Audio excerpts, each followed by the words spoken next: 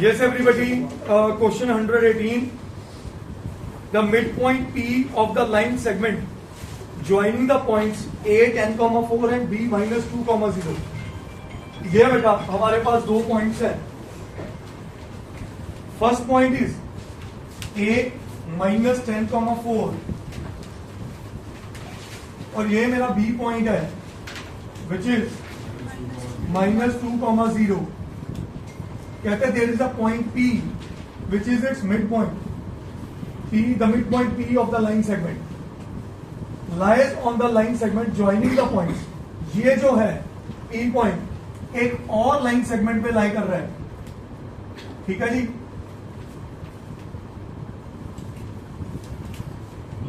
Which is given by CD. C दे रखा है -9, -4 और बेटा D दे रखा है -4, y. ठीक है बच्चा. Find the ratio in which P divide CD. P इसको किस रेशियो में डिवाइड कर रहा है CD को, वो निकालना है. इसका मतलब you are interested in CP ratio PD. क्या ये बात समझ आई? Is that okay everybody? ठीक है. एक हमने ये चीज निकालनी है. उसके बाद hence find the value of y और दूसरा निकालना है y. क्या पहले क्वेश्चन समझ आ गया? मैं फिर रिपीट कर रहा हूं. ये एक लाइन है. इस लाइन का मिड पॉइंट यहां पे P है. ठीक है. और ये दूसरी लाइन है जो P से ही पास कर रही है. ये ऐसे भी हो सकती थी, ऐसे भी हो सकती थी, ऐसे भी हो सकती थी. तो कह रहे हैं कि P इस लाइन को जहां हिट कर रहा है वहां किस रेशियो में डिवाइड कर रहा है. कहानी पकड़ में आई या नहीं आई? बोलो यू. चलिएगा. अगर ये बात समझ आई, अब क्वेश्चन को फ्रेम करते हैं. P AB का क्या है? तो अगर मेरा P is mid point of AB, तो मैं मेरे बच्चों पक्का ये कह सकता हूं कि इसकी एक्स वैल्यू इन दोनों की एब्सिसा को ऐड करके डिवाइड बाय 2 कर दें. आदमी की ये रूल याद है कि if this is x1, this is x2, तो इसका जो x है वो होगा x1 plus x2 divided by 2. Yes और नो? तो therefore coordinates of P are -10, -2 divided by 2. Agree कर गया सब लोग? अब y क्या होगा बोलो? 4 + 0 डिवाइडेड बाय 2. बोलो बच्चा. -12/2 इज.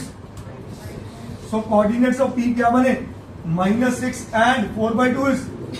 तो ये मेरे पास कोऑर्डिनेट आ गए -6, 2. सबको ये बात क्लियर? बोलो. अभी तक मैंने वो चीज नहीं ढूंढी जो मेरे को कही गई, पर इसका बेनिफिट क्या मिला? ये और ये तीन चीजें हमारे पास है. तीन चीजों में एक अननोन है. मुझे ये निकालना है. ये निकालने से पहले रेशियो निकालनी है, तभी ये निकलेगा. इसका मतलब अगर मेरे पास y जो है ऑर्डिनेट है, तो इनको मैं यूज बाद में करूंगा रेशियो निकालने के बाद. दैट मीन्स एब्सिसा सबके गिवन है. तो अगर एब्सिसा सबके गिवन है, वहां से मैं क्या निकाल सकता हूं? रेशियो. क्या निकाल सकता हूं? तो मैं अगला स्टेप यहां पे लेके जा रहा हूं. Let CP ratio PD is lambda ratio. Lambda की जगह K यूज कर लें. K ratio 1. यही सिखाया था. जब भी रेशियो गिवन नहीं होती हम क्या लेते हैं? तो ये पार्ट K आ गया और ये पार्ट 1 आ गया. तो ये इधर जाएगा और ये इधर जाएगा. है तो स्ट्रेट लाइन ही है. क्या ये बात सबको पकड़ में आई? बोलिए. अब बता दो, -6 को यूज करूं कि 2 को यूज करूं? क्यों? क्योंकि मेरे को पहले रेशियो निकालनी है. एक अननोन ऑलरेडी है, तो मैं y अगर 2 लेता तो y आता. 2 तो अननोन हैंडल नहीं होने थे. Is this point clear? Yes और नो? बोलिए. तो यहां से मैं सबसे पहले -6 बताओ किसके बराबर करूं? यस दिशिता. -6 किसके बराबर होगा? Very good. बोलो वेरी गुड. -4 into K. नहीं मेरे बच्चे, 1 जाएगा 9 के पास. सो 1 इंटू 9 इज -9. कैसे स्टेप क्लियर हुआ सबको? अपॉन क्या आया? K + 1. ये इधर जाके क्रॉस मल्टीप्लाई. तो -6K - 6 is -4K - 9. -6k plus 4k is -2k, -9 plus 6 is -3, negative cancel, तो k क्या बना बेटा 3/2। I hope this is okay to everybody. तो मेरा k आ गया, k रेशियो 1 थी रेशियो, तो therefore CP ratio PD is 3:2। मेरा पहला पार्ट सॉल्व। ये सबको क्लियर है अभी साहब? पक्का बेटा? अब ये पार्ट अगर क्लियर हो गया तो I am using this particular space, इधर आ रहा हूं फॉर फाइंडिंग y। तो मैं इस k रेशियो 1 को सब्सटीट्यूट कर लेता हूं, क्या 3:2। सही है? क्यों? मुझे y चाहिए, y ऑर्डिनेट है तो इसका ऑर्डिनेट यूज कर लूं। Is that clear? So as CP ratio PD, as CP ratio PD is equal to 3:2, therefore मेरा 2 किसके बराबर आ गया? ये 2 किसके बराबर आ गया? बोलो, k इंटू k की जगह क्या लिख दूं?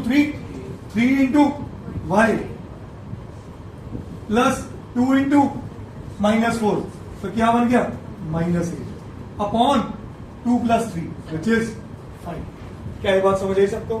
तो ये बना 10 is equal to 3y - 8, so 18 is equal to 3y। तो बेटा y क्या आया? 6। y क्या आया? 6। That's my answer. क्या ये बात सबको समझ आई?